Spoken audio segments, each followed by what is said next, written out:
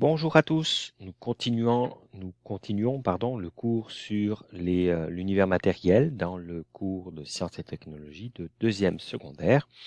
Nous allons parler spécifiquement des molécules aujourd'hui et nous allons nous intéresser à la formule chimique, donc comment on peut écrire de façon simple et structurée les formules des molécules. Premièrement, on rappelle qu'une molécule, c'est un assemblage de plusieurs atomes.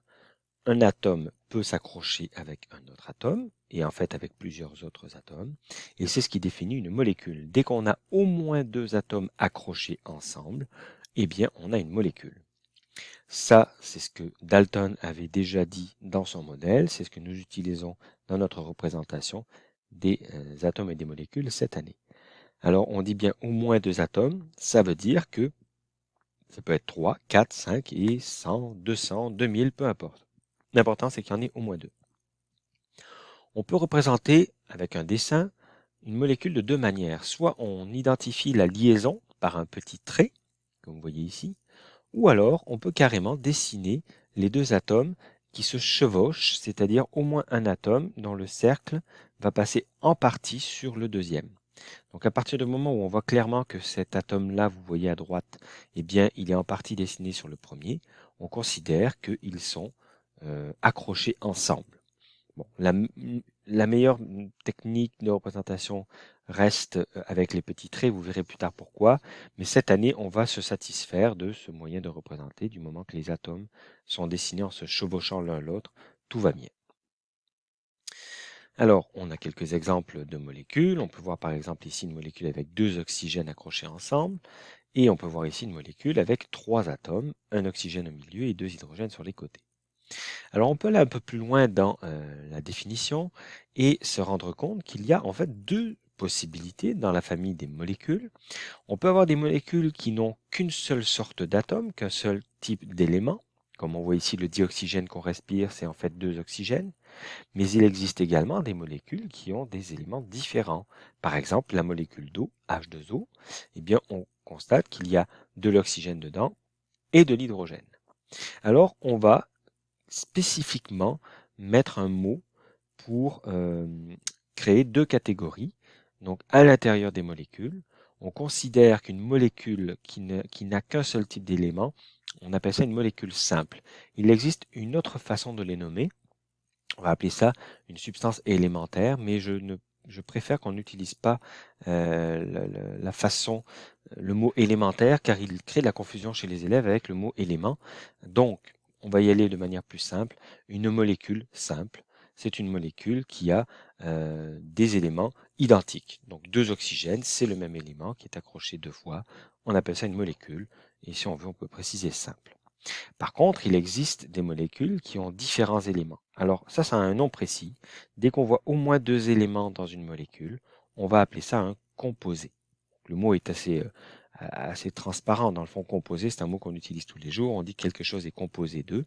Bon, mais c'est ça. Une molécule qui est composée d'au moins deux éléments, c'est un composé. Et attention, on insiste bien, ça n'enlève pas le fait que ce soit une molécule. Ici, on a bien plusieurs atomes accrochés ensemble, c'est une molécule. Mais c'est en plus un composé, puisqu'on voit qu'il y a deux éléments différents. Donc, à l'intérieur de la grande famille des molécules, les molécules, je répète, ce sont des assemblages d'atomes, plein d'atomes accrochés ensemble. Eh bien, dans cette famille, on a deux catégories. Soit on a des éléments qui sont tous identiques, et on garde le mot molécule ou molécule simple. Et si on se rend compte qu'il y a différents éléments accrochés dans la molécule, on appelle ça un composé. Alors, les recettes de fabrication de molécules ne sont pas aléatoires. On ne peut pas accrocher n'importe quoi ensemble. Vous verrez pourquoi plus tard. Donc, on constate simplement que il y a par exemple du dioxygène, il y a du dioxyde de carbone qui existe, il y a ça c'est de l'éthanol, vous voyez ici l'alcool éthylique, donc la molécule d'alcool qu'on a dans les boissons alcoolisées. Donc, il y a des règles. Pourquoi l'oxygène est à droite ici et pourquoi il n'y a qu'un seul carbone et qu'il y a un seul oxygène après. Ça s'explique, mais ce n'est pas au programme de cette année. Sachez qu'il y a quand même énormément de possibilités d'accrocher des atomes ensemble, qu'il y a plein de molécules qui existent, mais ça ne s'accroche pas n'importe comment. Et je le répète, cette année, vous n'allez pas comprendre ce qui se passe. On fait juste vous les mettre devant vous et vous allez vous rendre compte, vous pouvez comprendre simplement que ces deux atomes d'oxygène accrochés ensemble. Ici, vous avez un oxygène accroché à un carbone qui est lui-même accroché à un oxygène et c'est tout. Alors, dans cette histoire d'atomes et de molécules, il y a tout autour de nous des substances que l'on peut croiser qui, si on observe bien de quoi elles sont faites, vont avoir un seul type de substance. Par exemple, si je regarde un bijou en or, je le regarde attentivement et je descends à l'intérieur, donc avec un microscope imaginaire qui pourrait me permettre de voir chaque atome à l'intérieur, je pourrais me rendre compte que de l'or pur, c'est constitué de plein d'atomes d'or qui sont les uns à côté des autres. Donc ça, on rappelle AU, on l'a déjà croisé, U en minuscule, c'est le symbole chimique de l'or. Si je vais voir de l'eau et que je regarde en détail de quoi c'est fait, je vais me rendre compte que c'est fait de plein de molécules qui sont toutes similaires. Donc ce sont des molécules d'eau, H2O, qui sont les unes à côté des autres. Alors, qu'est-ce qu'une substance pure? Regardez ici, vous avez un atome d'or et on voit qu'il est séparé des autres atomes d'or, ici, ici. Donc autrement dit, dès que vous sortez d'une entité, une entité structurelle, une structure de base, vous allez retrouver la même structure plus loin. Ici, vous avez une entité de base qui est la molécule d'eau. Donc, tout ça, c'est un ensemble, H, O et H, tout ça, c'est relié. Donc, imaginez, c'est une structure complète. Mais dès que vous sortez de cette structure, hop, je suis sorti de la molécule d'eau, si je me promène, je vais croiser une autre molécule d'eau plus loin, et ainsi de suite, il n'y aura que des molécules d'eau. Donc, à partir du moment où il n'y a qu'un seul type de substance dans un objet, on considère que l'objet est fait d'une substance pure. Il est pur, si vous voulez. On peut continuer à réfléchir à cette notion de molécule et à se dire, bon, c'est très bien, si j'ai une molécule, par exemple, de Na et du Cl accrochés ensemble, vous vous rappelez la façon dont on les a représentés, je peux étudier cette molécule. Donc, je peux étudier des échantillons qui ne sont faits que de NaCl, ce serait du chlorure de sodium pur, c'est du sel de table en fait, et ça a des propriétés. Alors, ça a une température de fusion particulière, ça se présente sous forme de petits grains, des petits cristaux blancs, et je pourrais énumérer tout un tas de propriétés. Il est vraiment important qu'on comprenne que ce NaCl, il a des propriétés très précises et que si on modifie cette molécule, ne serait-ce qu'en enlevant un des deux atomes, ça la transforme complètement. On n'a pas la même substance chimique. Si vous enlevez le chlore au sodium, vous obtenez quelque chose de très différent. Maintenant, c'est du sodium et ça n'est plus des petits cristaux blancs, c'est un métal gris qui a des propriétés très différentes des petits grains de sel que l'on connaît.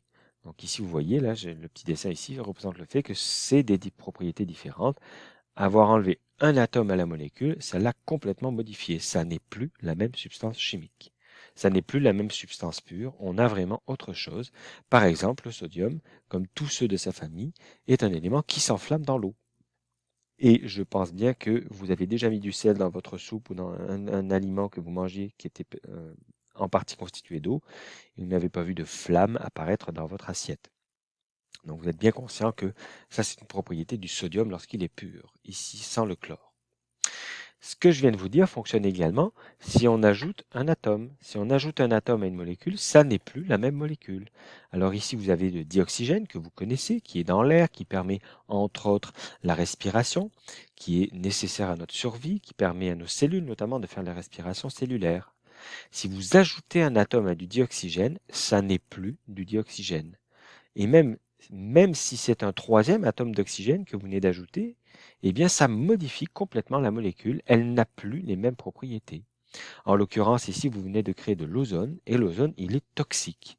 Donc, juste le fait d'ajouter un atome d'oxygène à du dioxygène, ça le modifie complètement. Ça n'est plus la même substance chimique, il n'y a plus les mêmes propriétés chimiques. On en vient à la méthode pour représenter de manière simplifiée une grande molécule, en fait toutes les molécules. On peut et on va, à la place de dessiner tous ces petits ronds ici, dessiner des molécules qui ont des dizaines d'atomes. On va les représenter avec les symboles chimiques de chaque élément. Et on va s'arranger pour bien comprendre que tout ça, en fait, ça correspond à cette molécule. Alors au passage, la molécule que vous voyez ici, c'est la molécule d'acétaminophène et c'est une molécule qu'on retrouve dans le Tylenol, donc que vous connaissez sûrement. Alors cette molécule, quand on la regarde, on voit qu'elle est constituée de différents atomes. Il y a du carbone, de l'hydrogène en blanc, de l'azote en bleu et de l'oxygène en rouge. Mais comment on sait qu'il faut écrire cette formule chimique ici lorsqu'on a ce dessin? Alors probablement que ça vous paraît très simple, mais on va décortiquer parce qu'il y a des règles à suivre. Premièrement, si on veut écrire la formule chimique d'une molécule qui est dessinée devant nous, eh bien, il faut faire ce qu'on vient de faire, c'est-à-dire regarder quelles sont les différentes sortes d'atomes. On voit qu'il y a des atomes en noir, des atomes en rouge, en bleu et en blanc. Alors, on va vous dire, quelque part, ce sera écrit que les noirs, ce sont des carbones, que les rouges, ce sont des oxygènes, les bleus, des azotes et les blancs, des hydrogènes. C'est presque toujours ce code de couleur qu'on utilise de toute manière, mais ce sera précisé. Donc ici, je constate du bleu, du rouge, du noir et du blanc.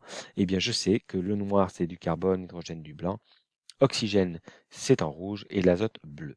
Donc j'ai identifié les 4 sortes d'atomes. Une fois que j'ai mes 4 éléments, donc, je vais écrire leur leur symbole chimique. Donc l'hydrogène, je cherche dans le tableau périodique, c'est H majuscule, l'oxygène c'est O, le carbone c'est C et l'azote, on l'avait déjà croisé, c'est N. Alors c'est très bien, on a 4 symboles chimiques qu'on va écrire dans la formule chimique de la molécule. Alors ensuite, dans quel ordre on va écrire ces symboles? Eh bien, il y a une règle, qui est une règle qu'on retrouve la plupart du temps, mais ça peut venir avec des exceptions, on va en croiser cette année. Si jamais vous croisez du carbone, eh bien vous l'écrivez en premier. Donc, hop, on voit qu'il y a du carbone ici, on l'écrit en premier. Ça, c'est la première règle à suivre. S'il y en a, c'est lui qu'on écrit en premier. Deuxièmement, il nous reste H, O et N. Dans quel ordre on les écrit? On les écrit dans l'ordre d'apparition dans le tableau périodique. Qu'est-ce que ça veut dire? Ça veut dire qu'on regarde le numéro atomique qui est associé à chacun des trois et on se rend compte que l'hydrogène, c'est le premier dans le tableau, il a le numéro 1, que l'azote, il a le numéro 7 et que l'oxygène a le numéro 8. Donc on les écrit dans cet ordre-là. Toujours le carbone en premier, on l'avait déjà dit. Ensuite l'hydrogène parce qu'il a le numéro 1, l'azote numéro 7 et l'oxygène numéro 8. Je parle bien du numéro atomique, le numéro de la case dans le tableau périodique. L'ordre d'apparition dans le tableau périodique si vous voulez. Très bien.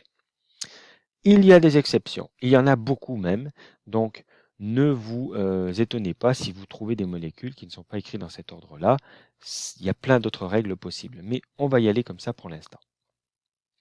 Alors ensuite, on compte le nombre d'atomes de chaque élément. Donc, je vous rappelle que le C noir ici, c'est le carbone. Eh bien, je compte les carbones tout simplement. Combien il y en a? Je regarde et je compte 1, 2, 3, 4, 5, 6, 7, 8.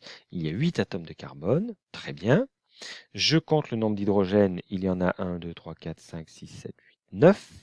Parfait. Il y a un atome d'azote et il y a 2 atomes d'oxygène. Très bien. Ensuite, on écrit chaque nombre qu'on vient de trouver pour chaque élément en arrière de l'élément, c'est très important, et en indice, c'est-à-dire en petit en bas à droite. Donc, on a dit 8 pour le carbone, 9 pour l'hydrogène, 1 pour l'azote et 2 pour l'oxygène. Et on s'assure que tout ça, c'est écrit de manière rapprochée. C'est-à-dire que j'écris C, j'écris 8, juste après j'écris H. Il n'y a pas d'espace ici entre le C, entre le 8 et le H. Donc pour bien permettre à la personne qui lit de comprendre que ça c'est une molécule, tout ça est accroché ensemble. On n'écrit pas C8 et pas mal plus loin H9 et encore plus loin N1. Non, il faut que tout soit bien serré. Et dernière précision, on n'écrit pas le 1 s'il n'y a qu'un seul élément. Par habitude et par convention, ça n'est pas nécessaire d'écrire le 1. Autrement dit, si vous voyez un seul atome d'azote, au lieu d'écrire 1, vous écrivez rien du tout à la place. Et là, n'oubliez pas, il faudrait rapprocher l'oxygène ici pour bien qu'on comprenne que tout ça est uni dans une molécule, l'acétaminophène de notre Tylenol. Voilà pour ce troisième cours de sciences et technologies de deuxième secondaire.